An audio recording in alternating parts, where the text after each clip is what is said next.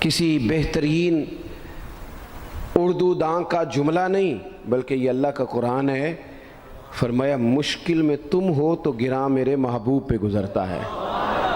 حضور تو جلدی کرتے ہیں تمہاری بھلائی چاہنے میں، کیوں؟ رشتہ بڑا گہرا ہے۔ النبی اولیٰ بالمؤمنین من انفسہم، فرمایا یہ وہ محبوب ہیں جو تمہاری جانوں سے بھی تمہارے زیادہ قریب ہیں۔ رسول کائنات صلی اللہ تعالیٰ علیہ وآلہ وسلم امت کے حق میں نرم دل رکھتے، نرم۔ لوگ سمجھتے ہیں شاید کسی کا بھلا یہ ہوتا ہے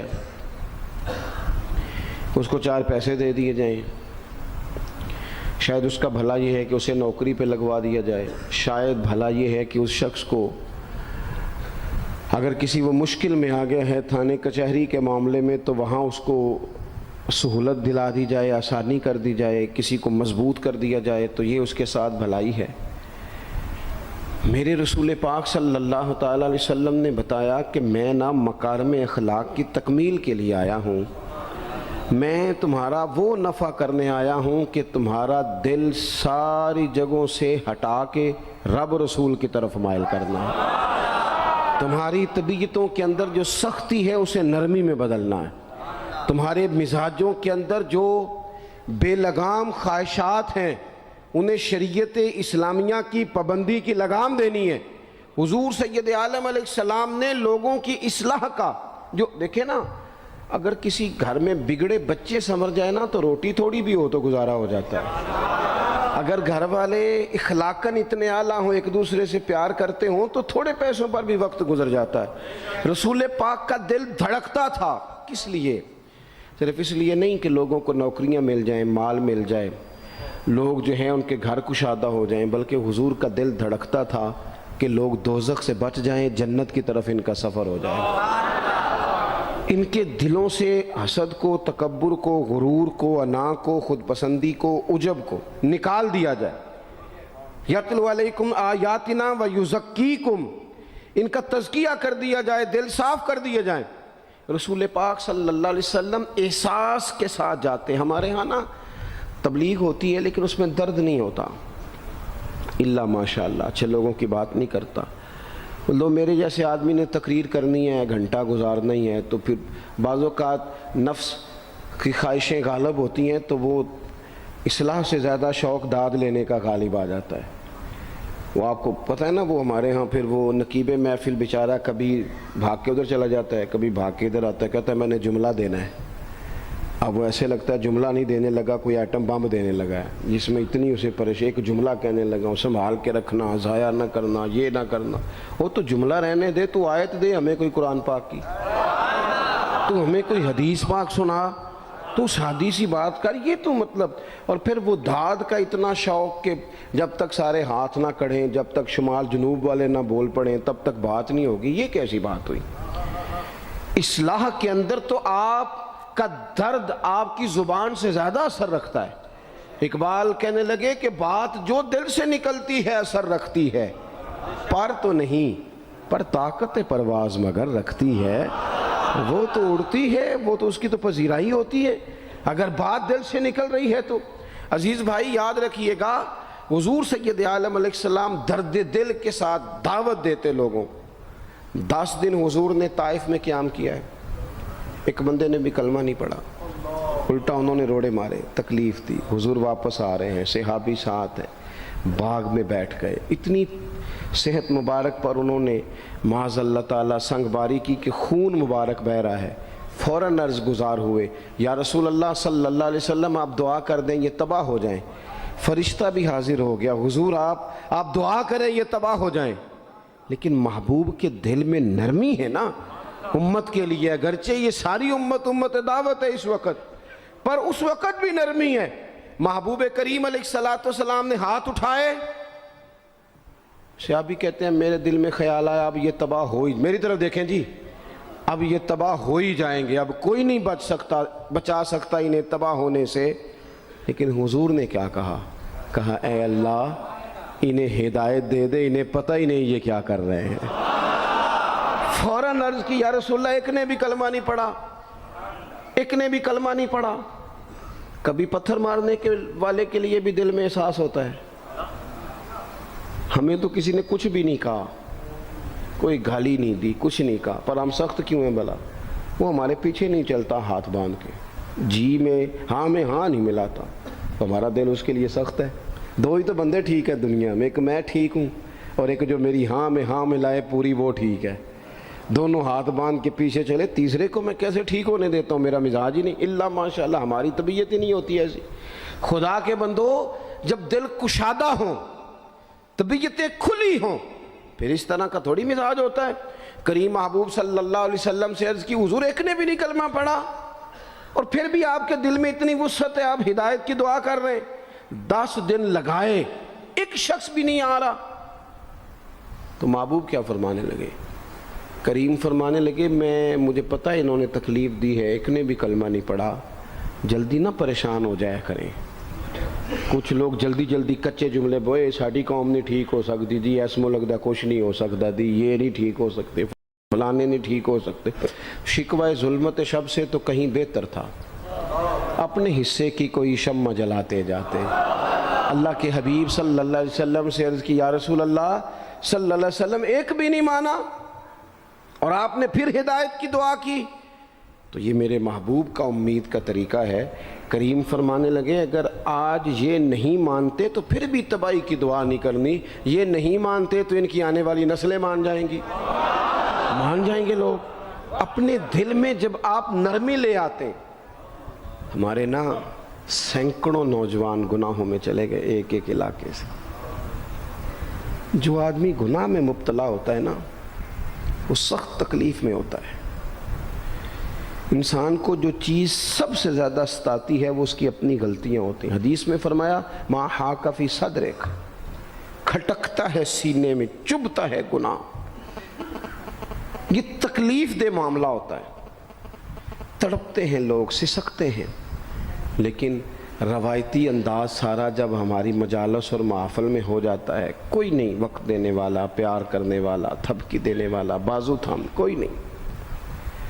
ایک تقریر وہ ہے جو میں آپ سے کرتا ہوں، بس ٹھیک ہے گھنٹہ گزارنا ہے، تو وہ بھی کئی میری طرح کے لوگ ہیں جو جمعرات کو فیصلہ کرتے ہیں سویرے کیا بیان کرنا ہے۔ حالانکہ میری طرح کے جو چھوٹے ہیں وہ ہفتے سے ہی تیاری شروع کر لیتے ہیں تاکہ کچھ غور فکر کر کے قوم کے سامنے رکھا جائے، ضروری۔ اب ایک تقریر میں آپ سے کرتا ہوں، سمجھانے کے لیے عرض کرتا ہوں۔ ایک تقریر ایسی ہے جو خطیب صاحب آپ سے کرتے ہیں، اور خدا نخواستہ اللہ تعالیٰ معاف کرے، صرف سمجھانے کے لیے، اگر ان کو پتہ چل جائے کہ ان کا بیٹا کسی غلطی میں مبتلا ہو گیا تو پھر بھی اسی طرح ہی داد و تحسین کے لیے لش پش کر کے تقریر ہوگی؟ نہیں، پھر یہ انداز نہیں ہوتا۔ پھر تو بچہ کو سامنے بٹھا کے باپ اپنی پگڑی اس کے پیروں میں رکھتا ہے، پھر تو ماں دوپٹہ پیروں میں رکھتی ہے، کہتی پتر میری کمائی نہ اجاڑ دینا، اور نہ پتہ چلا تو سگریٹ پینے لگ گیا، خدا خیر کرے، تیری مہربانی۔ سوتا نہیں، اس کا چہرہ پریشان ہے۔ اب بات آئی ہے نا، اب یہ وقت آیا تبلیغ کا، اصلاح کا۔ اسے منت کر کے سمجھایا، اس کو گزارش کی، اس نے کہا ابا جی غلطی ہو گئی تھی، آئندہ نہیں کرتا، پوری اس نے تسلی دی، پھر بھی نہیں سوتا۔ بچہ تو وعدہ کر کے چلا گیا، پھر بھی نہیں سویا، وہ اپنے کمرے میں چلا گیا اور اس نے مصلی بچھا لیا۔ کہا یا اللہ یہ میری عمر کی کمائی ہے، مالک اسے ہدایت دے دے۔ او بھائی جب تو اس انداز میں ملت کے ہر بیٹے کی اصلاح کرنے لگے گا، اور اس سے مراد صرف خطیب واعظ ہی نہیں، حضور نے ہم سب کے ذمہ لگایا تھا بلغ عنی ولو آیا، ہم سب کی ذمہ داری ہے لوگوں کے لیے، لوگوں کو قائل کریں۔ مجھے بتاؤ اپنی ذات کے حق میں قائل کرنا ہو تو کرتے ہیں کہ نہیں؟ ہوتا ہے نماز کی دعوت ہم کیسے دیتے ہیں؟ ہم کہتے ہیں پڑھ لیے کر نماز، اتنے پیسے کہاں لے کے جائے گا، یہی دعوت ہوتی ہے نا۔ وہ کہتا ہے تو نے اپنی قبر میں جانا اور میں نے، یہ تو ہے ہمارا دین کے حق میں۔ وہ محفل میں آنا اگر ٹائم ملا تو ٹھیک، یہ ہے دین کے حق میں۔ اور جب اپنی باری آئے، کسی سے 50,000 روپے چاہیے تھے، فون کیا اس کو، ملنا تھا، وہ کہتا حکم کریں، کہتے نہیں ٹیلی فون والی بات نہیں، کہتے میں تو 2 بجے ملوں گا، تو 2:30 بجے مل، پر میں مل کے کر دی۔ پھر جاتے ہی اس سے 50,000 مانگا نہیں، پہلے منت کی، دکھ سنایا، پھر اسے ثابت کرایا کہ تیرے علاوہ دینا بھی کسی نے نہیں۔ سارے غلط بندے ہیں، تو ٹھیک ہے معاذ اللہ۔ پھر اس کو یہ بھی ثابت کرایا وقت پہ واپس کر دوں گا۔ اتنی ساری گزارش کر کے رو دھو کے جب وہ پورا قائل ہو گیا تو آخر میں کہا مجھے 50,000 صحیح کہہ رہا ہوں؟ ہاں نہ تو کرو نا، چلو ہلکا سا ایسے ایسے تو کرو نا، ہوتا ہے کہ نہیں ایسے؟ او بھائی اپنے حق میں قائل کرنا تھا تو تجھے سارا طریقہ آتا تھا، اور رب رسول کے حق میں قائل کرنے کا تجھے طریقہ ہی نہیں آتا، تجھے پتہ ہی کوئی نہیں کہ کیسے قائل کرنا ہے۔ اپنے لیے تو نے قائل مائل کرنا تھا، سارا پتہ تھا، سب خبر تھی کیسے منانا ہے، اور کسی کو مسجد کے لیے منانا تھا تو کہتا جی میری کو مانتا ہی نہیں، میری کون سنتا ہے۔ آپ جب تک اس درد سے، زازان نام کا ایک گویہ تھا بغداد میں، گاتا تھا، آواز بڑی سریلی تھی، بڑے لوگ اس کے گرد جمع ہو جاتے، حضرت عبداللہ ابن مسعود رضی اللہ تعالیٰ عنہ، حضرت عبداللہ ابن مسعود، یہ وہ خوبصورت ہستی ہیں کہ محبوب نے فرمایا ان سے قرآن سیکھا کرو، یہ اسی طرح پڑھتے ہیں جس طرح میرے اوپر نازل ہوا تھا۔ حضرت عبداللہ ابن مسعود رضی اللہ تعالیٰ عنہ صحابہ میں مفتی، صحابہ میں قاری، بڑے آدمی۔ حضرت عبداللہ ابن مسعود ایک دن گزر رہے تھے کسی مقام سے جہاں بھی وہ رہتا تھا، تو وہاں اللہ معاف فرمائے گانے بجانے کی مجلس سجی ہوئی تھی، وہ گا رہا تھا، آپ گزرے تو کانوں میں ہلکی سی آواز گئی، قریب ایک شخص سے پوچھا یہ کون ہے، کس کی آواز ہے؟ کہا حضرت یہ زازان نام کا ایک گویہ ہے۔ وہیں کھڑے کھڑے درد سے کہنے لگے کتنی سونی آواز ہے، کاش یہ قرآن پاک کی تلاوت کرتا، اتنی خوبصورت آواز ہے، کوئی تو ہو نا جو اس درد سے بات کرے، کاش یہ قرآن پاک پڑھتا۔ اور پھر دعا مانگتے آگے تشریف لے گئے۔ وہ جوان تھا، فارغ ہو کے باہر نکلا، لوگوں کا رش تھا، ایک شخص نے اسے روکے، کہا زازان ادھر آ، پتہ آج کیا ہوا؟ کہا جناب کیا؟ کہنے لگے جانتے ہو حضرت عبداللہ ابن مسعود کو؟ کہا جانتے ہیں۔ فرمایا وہ صحابی رسول صلی اللہ علیہ وسلم آج گزرے، تیری آواز ان کی سماعتوں سے ٹکرائی تو فرمانے لگے کاش یہ قرآن پاک پڑھتا۔ کہنے لگا صحیح بتاؤ انہوں نے میرا نام لیا ہے؟ صحیح بتاؤ میرے لیے کہا انہوں نے؟ میرے جیسے شخص کے لیے میں سوچ بھی نہیں سکتا، میں کہاں وہ کہاں، میرا نام لیا ہے؟ کہاں؟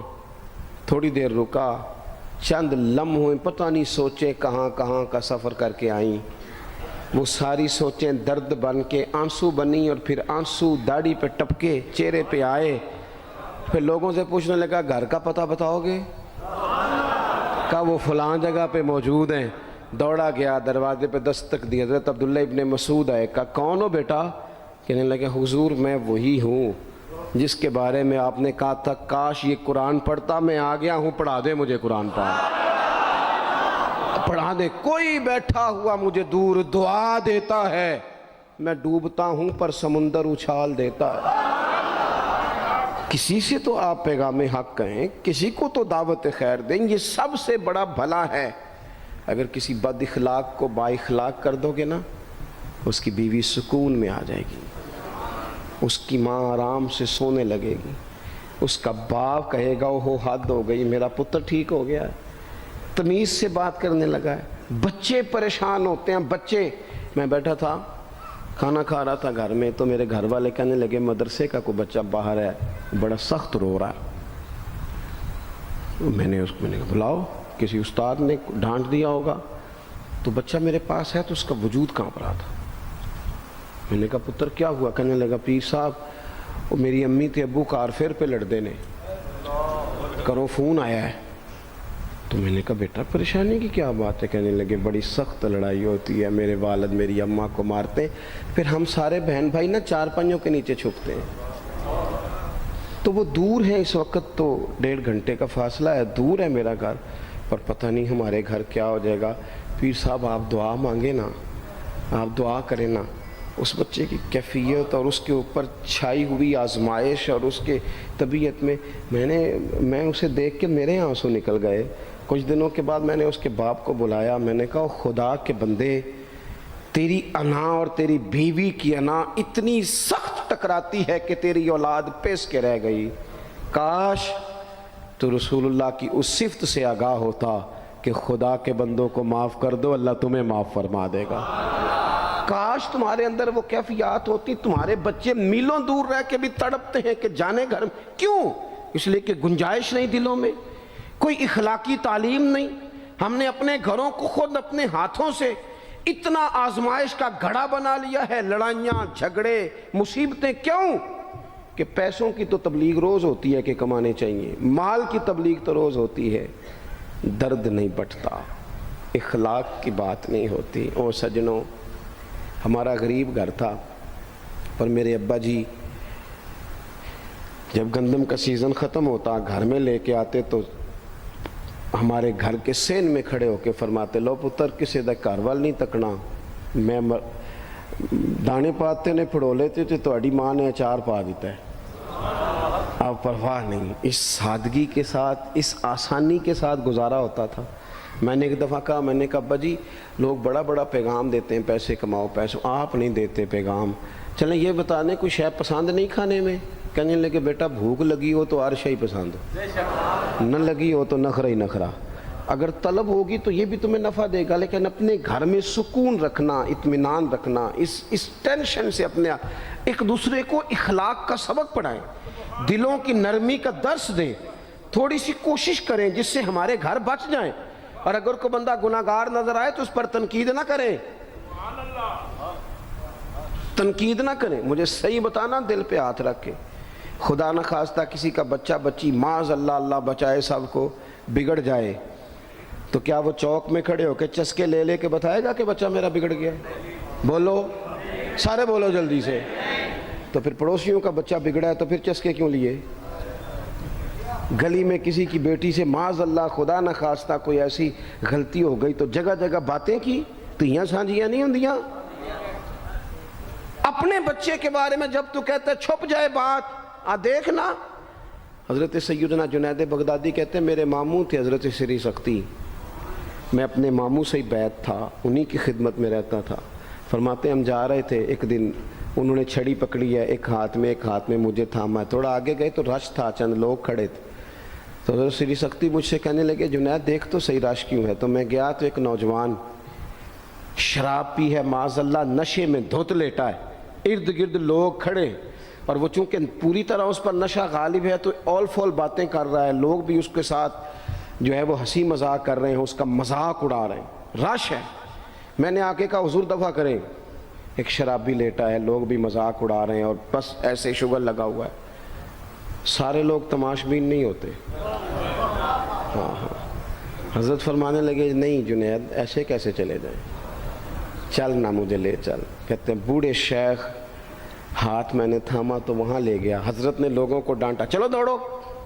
پرانے زمانے میں لوگ بزرگوں کی حیا کرتے تھے، سب لوگ وہاں سے چھٹ گئے۔ کہتے ہیں مجھے فرمانے لگے جنید جا پیالے میں پانی لا۔ کہتے ہیں میں ایک پیالے میں پانی بھر کے لایا، انہوں نے اپنے بوڑھے ہاتھوں سے اس کا منہ دھویا، اس کے چہرے پہ پانی ڈالا، اس کا منہ صاف کیا، پھر اسے کھڑا کیا، اسے گھر بھیجنے کو کہا۔ کہتے ہیں وہ وہیں ایک کونے میں سائیڈ پہ ہو گیا تو حضرت نا منہ دھو کے نا تھوڑی دیر چپ کر گئے، پھر 2-3 لمحے گزرے تو ان کی آنکھوں میں زور زور سے آنسو ٹپکے اور ہاتھ اٹھا کے کہنے لگے مالک میں تیرا کمزور بندہ ہوں، میں منہ دھو سکتا تھا، میں دل تو نہیں نہ دھو سکتا، جو میرے اختیار میں تھا میں نے کر دیا، باقی تو مقلب القلوب ہے، کر نہ کرم۔ یہ کسی ماں کا بیٹا ہے، کسی خاتون کا شوہر ہے، او بھائی جو نشے پہ لگ جائیں ان کے بچے باپ کے ہوتے ہوتے یتیموں جیسی زندگی گزارتے ہیں، لوگوں کے مانگ کے کپڑے پہنتے ہیں۔ کسی نے کہا تھا اگر دشمن سے زیادہ بدلہ لینا ہو تو اسے قتل نہ کرو، نشے پہ لگا دو۔ معاذ اللہ، اتنا لوگوں نے، کتنا عام نشہ ہو گیا۔ کہا اللہ میں نا منہ دھو سکتا ہوں، دل نہیں، دل تو دھو سکتا ہے، دھو دے۔ کہتے ہیں یہ کہہ کہ حضرت اٹھے تو میں نے عرض کی حضور ویسے منہ دھویا کیوں آپ نے؟ تو فرمانے لگے اس لیے دھویا ہے کہ جب تک منہ سے بدبو آتی رہے گی جتنے لوگ سونگتے رہیں گے اس کے شرابی ہونے کے گواہ بنتے رہیں گے، میں نے اس لیے دھو ڈالا ہے کہ ہو گئے پیچھے جو ہو گئے مزید گواہ نہ بنے، حضرت سری سختی کہتے ہیں میں نے، حضرت جنید بغدادی کہتے ہیں میں نے اسی رات تہجد کے وقت اٹھ کے حضرت کو وضو کرایا، میں نے ان کا بازو تھاما، میں ہی ان کو مسجد میں لے کے گیا۔ کہتے ہیں جب ہم مسجد میں پہنچے تو وہ کل دوپہر والا شرابی ہم سے پہلے مصلی پہ بیٹھا تھا۔ کہتے ہیں میرے دل سے آوازیں نکل رہی تھی، شیخ دیکھ لو پھر مالک کتنا کریم ہے، آپ نے منہ دھو ڈالا تھا، رب نے دل بھی دھو ڈالا، کرم فرما دیا۔ کوئی ہو نہ جو ایسا کرے۔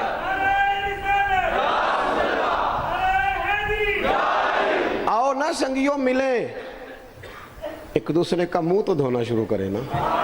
آؤ نا ایک دوسرے کو یہاں تک وضو کا پانی تو فراہم کرے نا، کچھ تو خیر تقسیم کرے۔ اخلاق کی تربیت کا میں دیکھتا ہوں ہمارے وطن میں اضطراب ہے، بے چینی ہے، اس طرح کا ماحول بنایا گیا ہے کہ لوگ ایک دوسرے کے حق میں سخت ہو گئے ہیں، مزاجوں میں تلخیاں ہیں، لڑتے جھگڑتے ناراض ہوتے لوگ، بگڑتے کوستے ڈانٹتے شکوے کرتے لوگ۔ شکوہ جو ہوتا ہے نا یہ بندے کو بے چین کر دیتا ہے، شکر بندے کو سکون میں مبتلا کرتا ہے۔ شکوے آزمائشیں اپنے دلوں میں وسعت لائیں، ایک دوسرے کو اصلاح کی طرف لائیں، ایک دوسرے کو پیغام دیں، ایک دوسرے کی تربیت کریں۔ تھوڑا سا حوصلہ، تھوڑا سا صبر، تھوڑی سی گنجائش اپنی طبیعتوں میں پیدا کریں۔ اپنے بچوں پر سب سے زیادہ نگرانی یہ کریں کہ ان کا اخلاقی معیار کیا ہے۔ اگر میں اور آپ خدا نہ خواستہ بچوں کو صرف یہ تربیت دیں گے نا کہ وہ پیسہ پیسہ پیسہ پیسہ، شادیاں بھی پیسے دیکھ کے کریں گے، تو یاد رکھنا پھر ایک دن وہ یہ بھی کہیں گے کہ ابا کاش تم کو ڈھابے کا کام کرتا تو آج ہمارے پاس بھی پیسے ہوتے۔ پھر باپ سے بھی پیسوں کا ہی مطالبہ ہوگا، پھر لوگ ماں باپ بھی پیسوں کے لیے چھوڑ کے چلے جاتے ہیں۔ پھر جب آپ نے تربیت جس چیز کی تھی تو نتیجہ بھی تو وہی برآمد ہوگا۔ یہ تو نہیں ہو سکتا کہ بندہ بیج کوئی اور لگائے اور درخت کوئی اور نکلے، یہ ہو نہیں سکتا۔ اگر ہم اپنے باپ سے روز جھگڑا کریں گے 5 مرلے کے لیے تو یاد رکھنا پھر ہمارا بیٹا 1.5 مرلے کے لیے بھی جھگڑا کرے گا، پھر معاملہ اس طرح کا مرتب ہوگا۔ ایک دوسرے کو اخلاقی پیغام دینا ضروری ہے۔ آخری بات آپ کی خدمت میں یہ عرض کرنی ہے، اور یہ میری خواہش ہے کہ آپ اس پر زیادہ توجہ کریں گے انشاءاللہ۔ آپ سارے ویڈیو بنائیں، مجھے کوئی اعتراض نہیں، پر مہربانی کریں دیکھیں تو میری طرف نہ۔ جب آپ لائیو چلاتے ہیں تو پھر اسی کو دیکھتے ہیں، وہ پھر کہتا ہے کہ یہ کمنٹس آ گیا تو دوسرا آ گیا۔ اللہ کرے میری بات آپ کے دل میں اتر جائے۔ آپ تھوڑی سی توجہ کریں، میں کیا عرض کرنا چاہتا ہوں، غور کریں میرے بھائی۔ ملک میں نا مہنگائی تیزی سے عروج پکڑ گئی ہے، اور مہنگائی جب ہوتی ہے نا تو امیروں نے تو مال بیچنا ہوتا ہے تو ان کا دگنا ہو گیا تو وہ تو اور امیر ہو گئے، تو غریبوں کے لیے مشکلات بڑھ گئی ہیں۔ جو طبقات بیچارے تنخواہ دار تھے، کمزور تھے، میری طرف دیکھیں جناب، وہ اور کمزور ہو گئے۔ ہمیں زیادہ تو نہیں لیکن اتنا ضرور کرنا چاہیے۔ یہ قرآن پاک دے دیں جی، جی مجھے دے دیں، لے لیا تشریف رکھیں آپ۔ عزیز بھائی تھوڑا سا نا، زیادہ نہیں، 3 لوگ مل کے ایک غریب آدمی کا خیال تو رکھ ہی سکتے ہیں نا۔ لیکن غریبوں سے بھی عرض کروں گا، سہارا بندوں کو نہیں بنایا کرتے، سہارا رب رسول کو بنایا کرتے۔ کسی سے تھوڑی سی مدد لینا تو ٹھیک ہے، چلو آگے جانے کے لیے تھوڑا سا سہارا لے لیں کہ اب مشکل ہے تو یہ کراس نہیں ہو رہا رستہ، تھوڑا سا سہارا تو لے لیں۔ لیکن جو لوگ مستقل سہاروں پہ آ جاتے ہیں ان کا تو پھر اپنی طاقت ہی ساری ختم ہو جاتی ہے۔ گردن کو جھکا دیتا ہے خیرات کا پتھر، جہاں میں مانگنے والوں کے سر کبھی اونچے نہیں ہوتے۔ تھوڑی سی ہم نے ایک دوسرے کی مدد کرنی ہے۔ جو لوگ زیادہ مالدار ہیں ان سے میری گزارش ہے کہ تھوڑے سے خرچے کم کر لیں، اپنے ہاتھوں سے تقسیم کریں۔ یہ چھوڑ دیں کہ وہ میرے چچا کے جو بیٹے ہیں وہ میرے ساتھ اچھا سلوک نہیں کرتے، وہ فلانے ہیں، وہ ان کا سلوک اگر وہ کریں گے تو اللہ سے اجر لیں گے۔ آپ اگر ان کو محسوس کرتے ہیں نا وہ غریب ہیں، ماموں کے بیٹے، چچا کے بیٹے، گلی والے، محلے والے، تو تھوڑا تھوڑا کر کے اپنے بھائیوں کی مدد کرنی شروع کریں۔ دیکھو عید پہ کپڑے تھوڑے لے لو نا، ویسے بھی سوٹ کی ضرورت تو صرف عید پڑھنے کے لیے، بعد میں تو کپڑے بدل کے گوشت کرتے ہیں، تو بچے ویسے سوئے رہتے ہیں سارا دن۔ थोड़ी सी ना अपने इजाफी खर्चे कम करें। गुरबा की थोड़ी, ये ईद गुजरी थी ना छोटी, तो शादियां शुरू हो गई थी। मेरे पास लोग बहुत ज़्यादा आते हैं, चूँकि नेक आदमी समझ के अच्छा गुमान करके लोग दुआओं के लिए कहते हैं, तो उनके दुख सुन के ना तो कई दफ़ा सोचते हैं कि यार ये जो अमीरों ने इतने महंगे महंगे होटलों में रोटियां खाई, इतनी महंगी महंगी गाड़ियां पजारो, ये अल्लाह के हुजूर जवाब भी तो देना है ना। हमने एक दूसरे का ख्याल छोड़ गए, दो चार बातें सोच के ना, वो जी इसके घर में 3 लोग हैं, काम क्यों नहीं करते? वो खुदा के बंदे करते हैं काम, लेकिन मेहनत से नहीं मिलता, खुदा के फजल से मिलता है। तेरे ऊपर फजल है, तुझे अब बातें आती हैं, लेकिन कई दफ़ा सारे भी करें तो रिस्क जब ही आता है जब रब चाहता है। एक तो वो लोग हैं जो हाथ फैला के मांग लेते हैं, एक सफ़ेद पोश होते हैं, ला यसअलून अन्नास इल्हाफा, जो लिपट लिपट के सवाल नहीं कर सकते। उनको देखें, बिलखुसूस अपने बहन भाइयों में, करीबी रिश्तेदारों में, पड़ोसियों में थोड़ी थोड़ी लोगों की मदद करें और अपने खर्चे बतदरीज कम करें। ख्वाहिश तो बच्चों की तरह होती है, एक ख्वाहिश पूरी करें तो दूसरी पैदा हो जाती है, दूसरी पैदा करें तो 4 ख्वाहिशें और खड़ी हैं। ये नफ्स तो बच्चे की तरह है। अपनी ख्वाहिशात थोड़ी कम करके, ये हुकूमतों से आप उम्मीद ना रखें। हमारे मुल्क में जितनी सियासी जमातें हुकूमतें कर चुकी हैं या कर रही हैं, इनसे कोई तवक्को नहीं। ये बेचारे तो अपने झगड़ों से ही बाहर नहीं आते, इन्हें क्या खबर कि गरीब कहाँ बसता है। जब तक बंदा वहाँ से हो के नहीं ना गुज़रता जो असल जगह है। तुम्हें ये जो तुम एसी वाले कमरों में बैठ के और जनाब नेस्ले की बोतलें रख के प्रेस कॉन्फ्रेंस करते हो, तुम्हें क्या पता हो, तुम्हें क्या खबर हो कि बच्चों की फ़ीस देनी हो तो बूढ़े माँ बाप पे क्या गुज़रती है। तुम्हें क्या खबर हो कि ईद आ गई है तो बूढ़े किस तरह मशवरे कर रहे हैं कि अगर तीदे कर कपड़े ना कर ले तो सस गल्ला करेगी। तुम्हें क्या खबर हो कि कुछ गरीब ऐसे भी हैं जो बेचारे रात को मशवरा करते हैं कि सुबह नाश्ते में घी कहाँ से लाना है, बच्चों के पराठों के लिए तो घी भी नहीं है, गंदुम अमीर शहर की होती रही ख़राब और बच्ची किसी फ़कीर की फाके से मर गई। खुदारा मेहरबानी करें, गुंजाइश पैदा करें। बंदा कभी भी जेब का सखी नहीं होता। बुखारी शरीफ में पूरा बाब है कि बंदा गनी दिल का होता है। अपने दिल का गिना अपने अंदर लाएं, जब आपका दिल सखी हो जाएगा सारी चीज़ें ठीक हो जाएंगी। अल्लाह ताला मुझे और आपको तौफीक अमल अता फरमाए। अल्लाह तबारक व तआला अपने बंदों पर बड़ा मेहरबान है, वो अपने बंदों को मुआफ़ करने वाला है, अपने बंदों पर रहमत करने वाला है। हम अल्लाह ताला के आजिज़ बंदे हैं। ख्वाहिशात नफसानियाँ कई दफ़ा माज़अल्लाह गालिब आती हैं, गलतियाँ हो जाती हैं और उन गलतियों की पादाश में इंसान अपनी जान पर ज़्यादती करता है। अल्लाह ताला माफ़ करे तो उसका सफ़र अल्लाह के अज़ाब की तरफ होता है। अब हमें ये हुक्म है कि हम सब बार बार इस्तिग़फ़ार करें अपने रब की बारगाह में, उसके हुजूर तौबा करें, अल्लाह से माफ़ी के खास्तगार हों। नबी पाक अलैहिस्सलातु वस्सलाम ने तालीम उम्मत के लिए फ़रमाया है कि मैं दिन में 100 बार अपने रब से इस्तिग़फ़ार करता हूँ।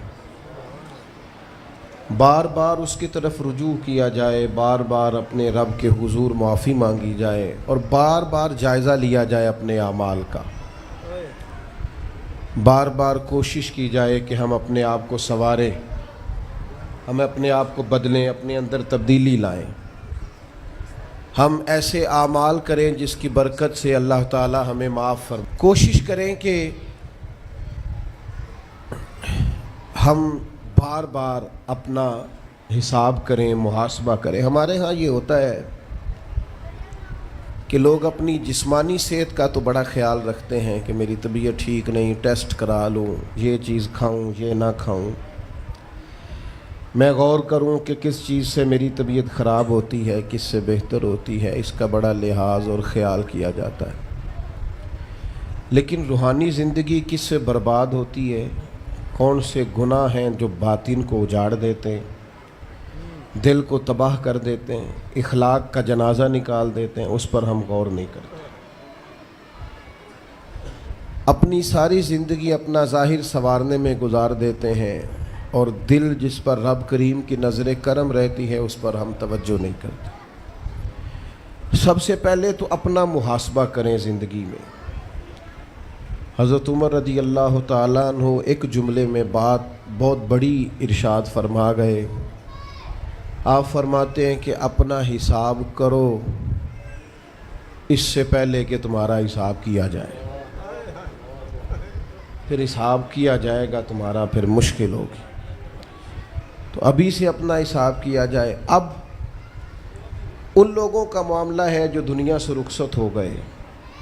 انسان خیر اور بدی اس کا مجموعہ ہوتا ہے. انسانوں میں نیکیاں بھی ہوتی ہیں, کمزوریاں بھی ہوتی ہیں. اب ہم میں سے جو دنیا سے رخصت ہو گئے ہیں ان کے تعلق سے ہمارے کوئی ذمہ داریاں ہمارے ذمے بچتی ہیں. ایک تو ہم سب کا معاملہ ہے, وہ میں نے پہلے عرض کر دیا کہ ہمیں اپنا حساب کرنا ہے, اپنے معاملات کو دیکھنا ہے, استغفار کرنا. پھر یہ کہ جو لوگ رخصت ہو گئے ان کے لیے کیا کریں.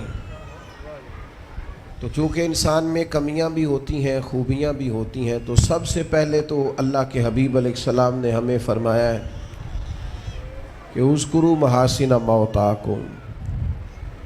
جب تم میں سے کوئی رخصت ہو جائے تو اس کی اچھی اچھی باتوں کا ذکر کرو.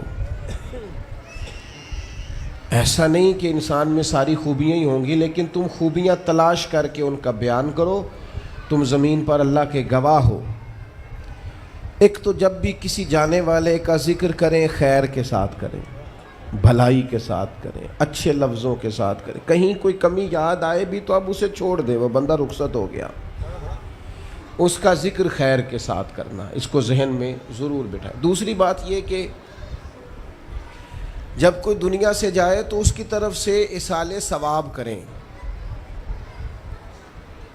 یعنی ایسے اعمال کرے جن کی وجہ سے اسے ثواب پہنچے. اب ہمارے ہاں جو رسم و رواج بعض بن گئے ہیں, بڑی بڑی دیگیں, بڑے لاؤ لشکر, نامی گرامی بندہ ہے تو نامی گرامی آؤ جاؤ تو کھانے تو بڑا جلسہ تو پتہ لگ جائے لوگوں کو. تو پہلے تو یہ یاد رکھو جس کام میں تھوڑی سی بھی ریاکاری ہو اس پر اللہ کی بارگاہ سے اجر کی امید کیسے رکھتے ہو. جب تک عمل خالص لوجہ اللہ نہیں ہوتا, جب اس پر ثواب مل نہیں رہا تو جائے گا کیسے. جتنا آپ عمل چھپا کے کریں گے, جتنا آپ عمل اللہ کی رضا کے لیے کریں گے, اتنا ثواب زیادہ ہوگا, جانے والے کو فائدہ زیادہ ہوگا. وہ میں ختموں پہ جاتا ہوں کئی دفعہ تو وہ کہتے ہیں اتنے لاکھ روپیہ مسجد کو دیا, اس کا بھی اعلان کر دیں. اتنے قرآن پاک پڑھے ہیں تو اس کا بھی اعلان کر دے. کس کو بتا رہے ہو اعلان کر کے؟ اللہ کو تو پتہ ہے تم نے کیا پڑھا ہے. یہ پرچیاں پڑھ پڑھ کے کس بات کی سنا رہے ہو, کیا مطلب ہے اس کا. حضرت عبداللہ ابن مسعود رضی اللہ تعالیٰ عنہ فرماتے ہیں بعض ریاکار مر کے بھی ریاکاری نہیں چھوڑتے. حضور مر کے ریاکاری نہیں چھوڑتے, مرنے کے بعد کیسے ہوگی؟ فرماتے ہیں ان کی خواہش ہوتی ہے جنازے بڑے ہونے چاہیے, لوگوں کو پتہ لگ جائے فلانا گیا. مرنے کے بعد بھی تو دکھاوا کر رہا. حضرت ابو ذر غفاری رضی اللہ تعالیٰ عنہ کا جنازہ چند لوگوں نے پڑھا ہے, 4-5 لوگوں نے, اور حضور کے محبوب ترین صحابی ہیں. بڑا جنازہ بھی بڑی بات ہے, اللہ تعالیٰ توفیق دے تو اچھے لوگوں کے بڑے جنازے, لیکن کسی کا جنازہ چھوٹا بھی ہو جائے تو مطلب یہ نہیں کہ بندہ ٹھیک نہیں تھا. بات کی سمجھ آ رہی ہے؟ تو میرے عزیز ایصال ثواب کریں تو اللہ کی رضا کے محض. پتہ ہوتا ہے محلے میں غریب کون ہے, اپنے والد اور والدہ کے نام پر غریب کو دے دیں. کسی مقروض کی مدد کریں, اس بیچارے کی جان چھوٹ جائے. آپ کوئی گلی ٹھیک کرا دیں جہاں سے لوگوں کا گزرنا آسان ہو. آپ کچھ ایسا نظام کر دیں جس سے لوگوں کے لیے آسانیاں پیدا ہو جائیں. لیکن آپ محض وہی کام کریں گے جس سے دکھاوا ہوگا تو کیا امید کرتے ہیں اس پر اجر کی. تو ایصال ثواب دیکھیں قوم کو ضرورت کیا ہے, وہ والا ایصال ثواب کریں. حضرت سعد رضی اللہ تعالیٰ عنہ نے جب آن کر کے عرض کیا تھا کہ یا رسول اللہ صلی اللہ تعالیٰ علیہ وسلم میری والدہ کا انتقال ہو گیا ہے تو میں ان کے لیے کیا کروں. تو محبوب نے فرمایا کہ فلاں جگہ پانی کی قلت ہے تو وہاں کنواں کھدوا دے. معنی کیا ہے کہ اس پانی پینے سے اللہ تبارک و تعالیٰ تیری ماں کو اس کا اجر عطا فرمائے گا. صدقہ تو جس چیز کی ضرورت ہے آپ وہ چیز کر کے دیں. اور ختم چپ کر کے بھی ہو جاتا ہے, گھر کے اندر بھی ہو جاتا ہے, اکیلے بھی ہو جاتا ہے, اس کے لیے لاکھوں کروڑوں لگانے کی کوئی ضرورت بھی نہیں. چوتھی بات, تیسری بات, کوشش فرمائیں کہ جو نیکیاں جانے والا کرتا تھا وہ نیکیاں جاری رہیں. اس کے بچے, اس کی اولاد, اس کے سارے رشتہ دار ان نیکیوں, اگر وہ کوئی بھلائی کرتا تھا تو وہ بھلائی ہوتی رہے, وہ جاری رہے, وہ سلسلہ آگے بڑھایا جائے. ہم یہ کرتے ہیں کہ ہم خیر کے کاموں کو جاری نہیں رکھتے, بلکہ والد کے جانے کے بعد تو بچے بڑے سیانے ہوتے ہیں, وہ کہتے ہیں ابا جی کو تو بس وہ فلانا غریب بھی لوٹ کے لے جاتا تھا, فلانا بھی اپنی مجبوری سنا کے, تو ہم تو سیانے ہیں. اور خدا کے بندے, حضور علیہ السلام نے فرمایا تمہیں جو روزی دی جاتی ہے وہ تمہارے کمزوروں کی وجہ سے دی جاتی ہے. وہ جو ضعیف کمزور لوگ تمہارے دسترخوان سے کھا جاتے ہیں, ان کے سبب سے اللہ تعالیٰ تمہیں عطا کرتا ہے. تو اس لیے یہ تو کوئی طریقہ نہیں ہے کہ آپ کے بزرگ خیر کا کام کرتے تھے, آپ نے چھوڑ دیا. تو آپ ایک کام یہ کریں کہ ان کی نیکیاں جاری رکھیں. اور چوتھی بات یہ کہ ان کے لیے دعا کریں. دعا ہمیں حضرت ابراہیم نے سکھائی ہے, سورہ ابراہیم میں موجود ہے. ربنا اغفر لی ولوالدی, یا اللہ مجھے بھی بخش دے اور میرے ماں باپ کو بھی. وللمؤمنین یوم یقوم الحساب, اور جس دن تو حساب لے اس دن سارے مومنوں کی بخشش فرما دے. ایک شخص نے نا حضور علیہ السلام کے سامنے دعا مانگی, اللہ مجھ پہ رحم فرما اور اپنے نبی پہ رحم فرما. حضور فرمانے لگے تو نے اللہ کی رحمت کو محدود کیوں کر دیا ہے؟ تم کہہ سارے مومنوں پہ رحم فرما, سب پہ رحم فرما. بھائی سب کے لیے دعا مانگیں. یہ 2-4 بچوں کا موبائل کا مسئلہ رہ گیا, باقیوں کا. بیٹا بیٹھ جاؤ پیارے بیٹے, بیٹھ جاؤ پتر, بیٹھ جاؤ. آپ بھی بیٹھ جاؤ بیٹے, آپ بیٹھ کے بنائیں, اس میں کیا رہ جائے. کھڑے ہوتے ہیں بیٹا تو پچھلوں کو دقت ہوتی ہے. سنو, زیادہ غور سے سنو. میں تھوڑی تقریر کرنے والا مولوی ہوں, لیکن یہ اللہ کا فضل ہے کہ میں اگر 20 منٹ بات کروں گا تو اس 20 منٹ کے اندر آپ کو 20 سبق ضرور حاصل ہوں گے انشاءاللہ تعالی. ہاں, وہ کوشش ہوگی کہ وہ جتنی بات ہے وہ تربیتی ہے. وہ بعض دوستوں کا خیال ہوتا ہے لمبی تقریر کرے. میں کیا ہوتے وہ بندہ کر سکتا جنہیں ایک شعر ہی 20 منٹ پڑھنا ہوئے, اجے مزہ نہیں آیا, اجے دوبارہ پڑھو, اجے رل کے پڑھو, تو وہ تو پھر 1.5 گھنٹہ بھی کام چل سکتا ہے. تو جس نے ٹو دی پوائنٹ بات کرنی ہو اس کے لیے تو 10 منٹ بھی بڑے ہوتے ہیں. اور ویسے بھی تقریریں پیٹ بھرنے کے لیے نہیں ہوتی, عمل کرنے کے لیے ہوتی ہیں. اب تو میں ویسے بھی ذرا مصروف زیادہ ہو گیا ہوں, بہت ساری جگہوں پہ جا نہیں پاتا. تو ایک جگہ میں گیا تو ایک بزرگ مجھے کہنے لگے پچھلی دفعہ تسی 40 منٹ تقریر کی تھی سی, عید کی زیادہ کرنی. میں کہا 40 منٹ والی تے عمل ہو گیا جی.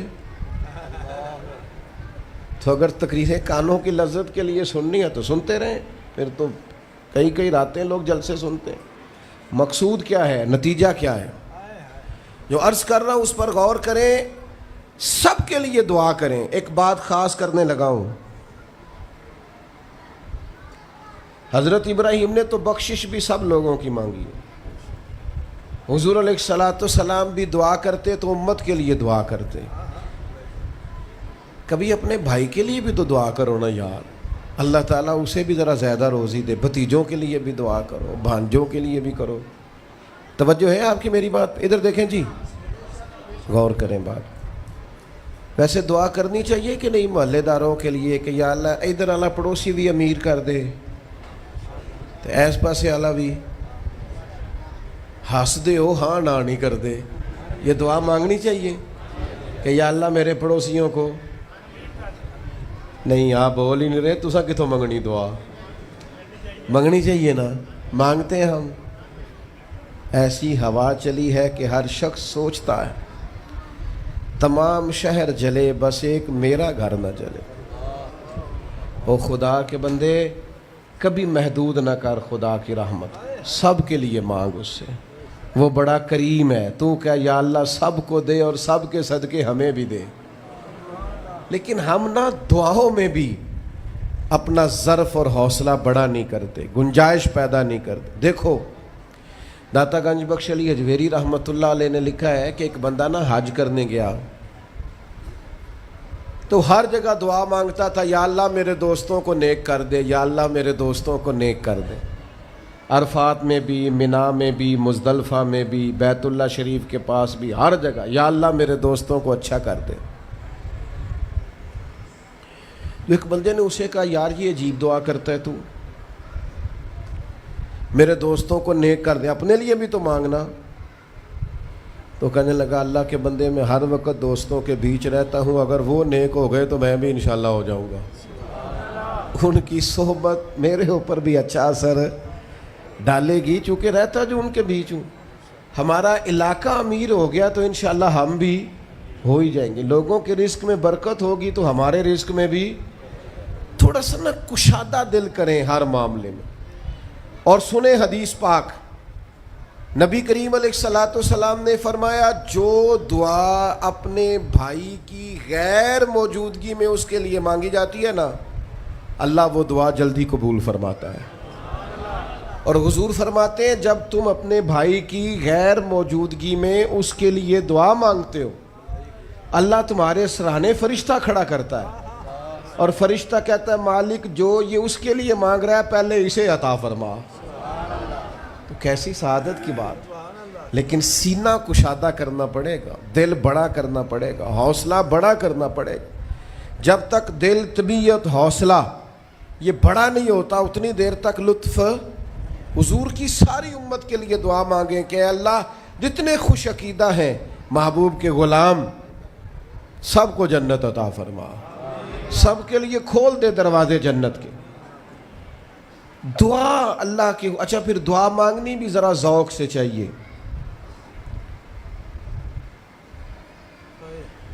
کسی بندے نال ذاتی کام ہوئے، ذاتی کوئی لوڑ پہ جائے وہ کیویں کرائی دا پلا جی؟ تو ان پتہ ہے سارے انو گل دا. السلام علیکم جناب. کہندا وعلیکم السلام. کتھے ہو جی؟ میں تے دور ہاں کدھرے، تسی حکم کرو. کہندا نہیں ٹیلی فون والی گل ہی نہیں، مینوں مل کدھرے. اور رات کو کسی وقت کہتا میں 2 بجے آؤں گا. میں جاگنا یار مجبوری بڑی ہے، تو پاویں 3 بجے آ، مینوں مل کے سویں. پھر اس کو جا کے مجبوری بتاتے ہیں، کلیاں قسمیں اٹھاتے ہیں. اور یہ بھی اس کو کہتے ہیں بار بار کہ میں سارے دوستاں، سنگیاں، ساتھیاں، ساکاں نو آکھ بیٹھا، تیرے تو بغیر گل کو نہیں سنی کسی بھی. پورا قائل کرتے ہیں اس کو، پورا مجبور کر دیتے ہیں مدد کرے. کرتے ہیں کہ نہیں ایسا؟ لوگ کرتے ہیں نا. اور تمہیں پتہ ہے بندہ کیسے مانتا ہے، منا لیتے ہو تو سیکھ جاؤ نا رب کیسے مانتا ہے. کبھی بیٹھو نا اکیلے مصلی بچھا کے اور کہو نا اس سے کہ مالک تیرے سوا کدھر جائے. کس سے کہیں؟ کس کی بارگاہ میں عرض کریں؟ کون ہے جس کے حضور جائیں؟ ایک بزرگ تھے تو ان کی بڑے درد سے دعا مانگتے تھے. تو کسی نے کہا کہ آپ نے دعا مانگنے کا طریقہ کس سے سیکھا؟ کہنے لگے اپنی بیوی سے. بیوی سے کیسے سیکھا؟ تو وہ کہنے لگے میری بیوی کو کوئی کام تھا گھر کا، کوئی خرچہ اس نے مجھے بتایا تو میں نے اسے کہا ابھی میرے پاس پیسے کوئی نہیں، آتے ہیں کہیں سے تو دیتا ہوں، کرا دیں گے. عورتوں کی عادت ہوتی ہے 2-4 دن کے بعد پھر یاد کرایا کہ وہ کام گھر کا ہونے والا ہے. پیدا کیا ہے، بتا تیری بارگاہ میں عرض نہ کروں تو پھر میں کس سے کروں. بندے تو بات سنتے ہیں تو پھر وہ پردے کھول دیتے ہیں، دیتے کچھ نہیں اور لوگوں کو سناتے ہیں فلانا آیا جی پیسے پہ منگدا ہے. ایک سنگی سی ایک دفعہ تے انہیں بھائی دا تگڑا ہے چنگا، دور کسی سنگی کو لونے کو مدد لئی تھوڑی. میں نے کہا یار تیرا بھائی ٹھیک ٹھاک ہے؟ وہ کہتا ہے دیندا تے ہے پر بدنامی بڑی کرتا ہے، سب نو دس چھڑتا ہے. عزت رب کی بارگاہ میں بندہ عرض کرتا ہے تو بندے کا پردہ بھی رہ جاتا ہے اور وہ عطا بھی کر دیتا ہے. میرے دوستو دعائیں شوق سے مانگو، دعائیں درد سے مانگو. وہ اکبر الہ آبادی نے کہا تھا مصیبت میں بھی اب یاد خدا ہم کو نہیں آتی. دعا منہ سے نہ نکلی، جیبوں سے عرضیاں ہی نکلیں. دفتروں میں درخواستیں جمع کرانے کے لیے بڑا وقت ہے، اس کی بارگاہ میں کیوں نہیں بیٹھتے؟ اس کے حضور حاضر کیوں نہیں ہوتے جو پردہ پوشی کرے، اپنے بندوں کو نوازے؟ اور 10 منٹ نکال کے اس کی بارگاہ میں آ تو صحیح۔ حضور فرماتے ہیں، رب کہتا ہے میرا بندہ جب میری بارگاہ میں ہاتھ اٹھاتا ہے مجھے حیا آتی ہے، میں خالی واپس کیسے کروں؟ جاتے ہی نہیں، عرض ہی نہیں کرتے۔ دعا تو مومن کا ہتھیار ہے، طاقت ہے بندے کی، شان ہے۔ ہر دکھ سکھ رب رسول کی بارگاہ میں کہے، طاقتور ہو جائے، اور پھر دعا ذوق سے کرے، شوق سے۔ میں چھوٹا سا آدمی ہوں، صبح مسجدوں میں نا قاری صاحب کے پاس، حافظ صاحب کے پاس بچے سبق پڑھنے آتے ہیں، الف با تا سا۔ میری طرح کا سب سے چھوٹا مولوی بھی سبق پڑھا رہا ہو نا، تو بچہ سبق پڑھاتے ادھر ادھر دیکھے تو قاری صاحب تھپڑ مارتے، کہتے ادھر تک کوئی سبق میرے سے پڑھ رہا، دیکھ ادھر رہا ہے۔ اور بات بھی ٹھیک ہے کہ وہ بچہ کیسے پڑھے گا جس کا دھیان ہی نہیں، لفظوں کی پہچان ہی نہیں ہوگی۔ ڈانٹتے ہیں استاد، ادھر توجہ کر۔ عجیب لوگوں نے رب سے دعا مانگ رہے ہیں، دھیان کسی اور طرف ہے، دل کسی اور طرف ہے، ذوق کسی اور طرف، توجہ ہی کوئی نہیں۔ مانگ اللہ سے رہیں، بارگاہ کتنی بڑی ہے، اور رٹی رٹائی دعائیں چل رہی ہیں، دعاؤں میں باتیں ہو رہی ہیں۔ ان تے بندے دعا دے ٹائم بھی موبائل نہیں بند کرتے، وہ بھی ویڈیو چاہیے انہوں نے، اللہ سے مانگ رہے ہیں۔ اس وقت بھی توجہ، حضرت موسیٰ علیہ السلام نے عرض کی رب کی بارگاہ میں کہ میری قوم عرض کرتی ہے مالک تو ہماری دعائیں قبول نہیں فرماتا، تو اللہ کریم نے فرمایا کلیم ان کے لفظ میرے ساتھ ہوتے ہیں، دل نہیں میرے ساتھ ہوتے۔ جملے رٹے رٹائے بولنا اور دل پتہ نہیں کہاں گردش کر رہا ہے۔ بات جو دل سے نکلتی ہے اثر رکھتی، پر نہیں طاقت پرواز مگر رکھتی۔ اب جو ہم جانے والوں کے لیے دعائیں کریں گے، اس میں تو ہمیں چاہیے آپ پیر صاحب سے دعا ضرور کرائیں، علامہ صاحب سے ضرور دعا کرائیں، لیکن جس ذوق سے پتر نے دعا مانگنی ہے نا والد کے لیے، وہ دوسرا کوئی نہیں مانگ سکتا۔ جو بیٹی نے دعا مانگنی ہے نا درد سے، وہ دوسرا کوئی۔ آپ خود دعا مانگیں، خود ختم شریف پڑھیں، خود تلاوت کریں۔ اسی بڑے منفرد لوگ ہاں، ہمارا یہ طریقہ ہے کہ ہم نے رویہ اس طرح کا بنایا ہوا ہے کہ قرآن شریف بھی کوئی اور ہی پڑھے گا ہمارے ابا جی کے لیے۔ او بھائی آپ بھی تو کوئی 2 پارے پڑھے نا اپنے والد کے لیے۔ وہ میں اینے قرآن پاک پڑھائے نے، تو آپ کنے پڑھے نے بھائی؟ ایک بھی نہیں، وہ سارے مدرسے کے بچے۔ اور پھر آپ نے ناراض نہیں ہونا میری بات سے، قرآن پاک کے بارے میں نبی پاک علیہ السلام نے فرمایا جب تک دل جمے پڑھو، اور جب دل نہ جمے طبیعت تھکے تو چھوڑ دو۔ تو جڑا اسی بالا نو بلانے ہیں مدرسیوں تو کہنے ہیں پورا قرآن پڑھ کے ہی اٹھنا جی، وہ دا کی مطلب ہے؟ ان کا دل کرے تو آدھا سپارہ پڑھیں، دل کرے تو 1 رکوع پڑھیں۔ آپ نے تو پابند کر دیا ہے۔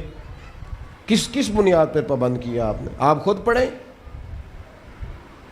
اور پھر علماء نے لکھا ہے بچہ نیت کر لے والد کے لیے پڑھ رہا ہوں، کہنے کی بھی ضرورت نہیں، اللہ ثواب عطا کر دے گا۔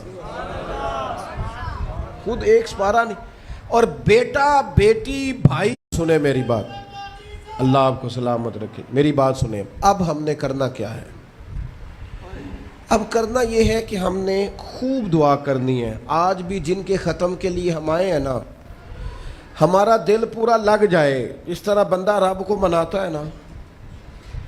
یہ ضروری نہیں کہ یہاں سے سپیکر سے یہ دعا ہوگی وہی دعا ہے، آپ اپنے دل میں 2 جملے کہہ دیں اس کے لیے کہ یا اللہ تو مہربان ہے۔ دیکھو لمبا نہیں یاد رکھتے لوگ، جو قبروں میں پڑے پڑے رہ گئے، آہستہ آہستہ بندے بھولنے لگتے ہیں۔ جب کسی کا انتقال ہوتا ہے لوگ روز قبرستان جاتے ہیں، پھر تھوڑے دنوں کے بعد یہ روٹین کیے، فرمایا قبر والا میری ماں، میرا باپ، میری اولاد میرے میرے میرے میرے لیے دعا کریں، میرے اپنے میرے لیے دعا کریں، وہ تو انتظار کر رہا۔ دوستو اپنے جانے والوں کا بہترین تحفہ ان کے لیے دعا کرو. میری والدہ میرے والد چلے گئے, کوئی مجھ سے پوچھے نا ان کے لیے کیسے دعا کرتے تو میں کہتا ہوں میری سانسیں بھی دعا کرتی, میری دھڑکنیں بھی دعا کرتی. ایک دن نہیں, ایک دن میں کئی دفعہ جب بھی خیال آتا ہے ان کے, قرآن مجید نے خود توجہ دلائی, وَقُلْ رَبِّ ارْحَمْهُمَا كَمَا رَبَّيَانِي صَغِيرًا. اللہ کہتا ہے کہو اے اللہ ان دونوں پہ رحم فرما, جب میں چھوٹا تھا تو میری انہوں نے پرورش کی تھی. رب نے دعا سکھائی. بھائیو, صرف مسلمان کا آج موبائل بھی آباد ہے, فوٹو بھی آباد ہے, اور دسترخوان بھی آباد ہے, اور ہوٹل بھی آباد ہے. جس چیز کو آباد نہیں کرتے وہ مسلح ہے. مسلح کمزور ہے, مسلح طاقتور ہونا چاہیے. وہ بندہ طاقتور ہے جسے اللہ سے جڑنا آتا ہے, دعائیں مانگنی آتی, التجائیں کرنی آتی. خوب دعائیں مانگیں, خوب اس کی بارگاہ میں حاضری دیں. آخری بات آپ سب کے لیے میری یہ ہے کہ ہم سب نے دنیا کو چھوڑ کے جانا ہے. ہم دنیا میں اچھے عمل کرنے آئے ہیں. جڑا بچہ اتوں پردیس گیا ہے نا, ابا جی نے پلاٹ ویچیا ہے تے اماں نے زیور ویچیا ہے, تو وہ باہر کام نہ کرے تو جڑے اتوں کو بندہ جائے وہ کہندے یار تو کڈا بیوقوف ہے, تیری ماں پیو نے جڑے کام کر لیا تو وہ کردا ہی نہیں, پہلا پھرنا ہے. اور پھر میں نے سیانے لوگ دیکھے ہیں سعودی عرب میں 40 سال گزارتے ہیں پر وہاں گھر نہیں بناتے. دبئی میں, یورپ میں 40 سال گزارے, گھر نہیں کوئی. بلکہ جو کمبل خریدا تھا نا جاتے وقت, واپسی تک وہی کمبل ہے. کیوں؟ کہ وہ سمجھتے ہیں گھر تو پاکستان میں. پردیس کے لیے محنت, یہاں گھر بنانے کا مقصد کوئی نہیں. او میرے دوستو, نبی پاک نے ہمیں فرمایا دنیا میں اس طرح رہنا جس طرح مسافر رہتے ہیں. گھر تو تمہارا جنت میں, اصل ٹھکانہ تو آخرت کا ہے. لیکن ہم ساری تباہی اتار رہے ہیں, یہاں فارغ پھر رہے ہیں. آپ نے ناراض نہیں ہونا, ڈھیر سارے بندے بے نمازی ہیں اور بلا وجہ بے نمازی ہیں, کوئی وجہ نہیں. جو بندہ کہتا ہے نماز کے لیے ٹائم نہیں ملتا, جھوٹ بولتا ہے. کیونکہ رب کہتا ہے لا یکلف اللہ نفسا الا وسعہا, جو بوجھ کوئی اٹھا نہ سکے میں ڈالتا ہی نہیں. تو ہم نماز پڑھ سکتے تھے تو اللہ نے فرض کی ہے. ٹھنڈے اے سی لگ گئے, اب فجر میں آنکھ ہی نہیں کھلتی. او خدا کے بندو, اس وقت سے ڈرو جب اے سی بھی ہو, کمرہ بھی ہو, پر نیند ہی نہ آئے. آج نیند ضرور کرو پر غافلوں والی نہ کرو. فجر کی نماز بر وقت. آج کل ہی تو موقع ہے فجر پڑھنے کا جب رات چھوٹی. اب بھی تو مزہ آتا ہے, بندہ تھوڑی قربانی دے کے اٹھتا ہے. یہی تو ٹائم ہے کہ آپ وقت پہ آئیں.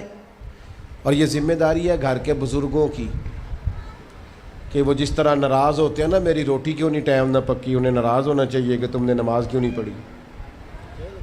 لیکن وہ ذات کے لیے ناراض ہوتے ہیں, دین کے لیے ناراض ہی نہیں ہوتے. اس پر ضرور توجہ کریں, بالخصوص اپنی نماز کا خاص. اور نوجوانوں سے کہوں گا, جو بندہ جوانی میں نمازی نہیں نہ ہوتا, بڑھاپے میں اس کے لیے عادت ڈالنا مشکل ہوتا ہے. ابھی سے نمازی ہو جاؤ, بڑا مزہ آئے گا, زندگی مینج ہو جائے گی. ہم تو بھائی ٹائم کے اتنے پابند ہی نہیں رہے. ساڈا تو ٹائم ہی ہے وے, زور تو پہلا, زور تو بعد, اثر تو پہلا تے اثر تو, ہر چیز نماز کے ساتھ سیٹ ہے. بڑا مزہ آئے گا.